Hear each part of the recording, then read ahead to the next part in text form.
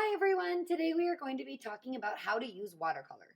When I start my watercolor project, I like to have my watercolor tray, a paintbrush, a paper towel, a cup of water, but it doesn't need to be filled super high, and my piece of paper that I'm using. Now, water is right in the name of watercolor, so you need to have water to make them work. So what I like to do to start is I give my dry paintbrush a bath. And so I just gently put my paintbrush and I kind of paint the bottom of my cup very gently. So we don't want to push the paintbrush down. We just gently get water on the paintbrush. And then when you take it out of the cup, I don't want to see anyone tapping the side. Now you might have noticed as I tapped, and you can even see some of the droplets over here, I just got water all over my project and all over my table spot. So after you're done getting water and giving your paintbrush a bath, what I want you to do is wipe the side of the cup to get some of that extra water off instead of tapping. Now that my paintbrush has water on it, I'm going to move my water cup out of the way and I am going to create a color puddle in the color that I'm trying to use. So I'm going to do the color green today, and what I do is I wipe the side of my paintbrush on the side of my paint, and you can see it's starting to create kind of this little puddle in there. It's a little hard to see on camera. And you might need to grab more water if your puddle isn't big enough. But friends, your puddle doesn't need to be coming off the side and overflowing onto the table. You really only need a little bit of water to make your paints work. And then you can see now I have green on the edge of my paintbrush. When I am painting with my watercolors, I want to be very gentle. I want to paint up and down, side to side. You can even go diagonally. You can hold it like a pencil to get little details on your picture. Okay, what I don't want to see though is any friends taking their paintbrush and pushing it down and rubbing it around the paper. Okay, that is going to ruin the hairs on our paintbrush, and I wouldn't want any of our materials to get ruined. So I'm going to now again go in and give my paintbrush a little bath, and you can see my water will start to turn colors as I give it a bath. And then I'm going to wipe it on the side. Now you need to make sure that you are not mixing any colors on the tray. And by that I mean, I don't want to take a paintbrush that has green all over it and then put it into the yellow, and then take that paint and put it into the red, and keep going and mix all of these together.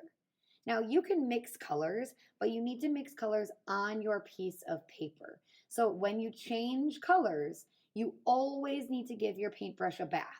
So I'm giving my paintbrush a bath, and you can see my water is turning a little bit green, and then I am rubbing it on the side, and I am going to go into orange, and I'm going to rub some water in there and start moving it around, again making a color puddle. And now you can see my paint is starting to move a little bit, and now my paintbrush is orange.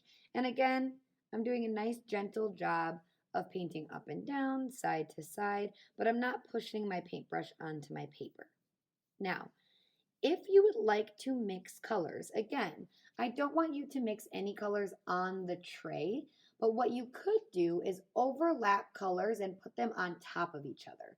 So I'm again going to give my paintbrush a bath, and you could even use your paper towel, wiping it on the side if you need to get any extra water off. And I'm going to go into the yellow, and it's looking like I might need to add a little more water. So I'm just going to give it a little dip in the cup and then move it into the watercolors. And again, I'm just moving my paintbrush nicely around until I have enough paint on my paintbrush.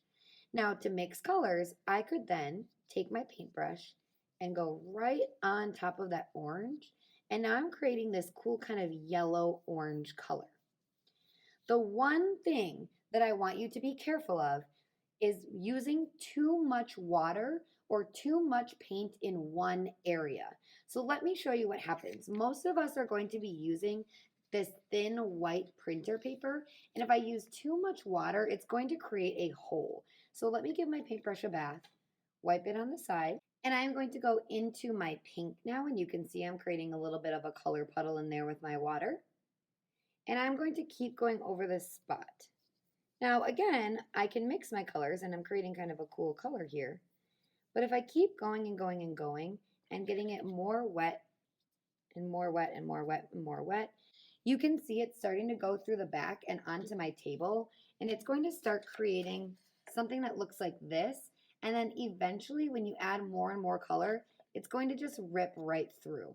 So you don't want to get your paper too wet.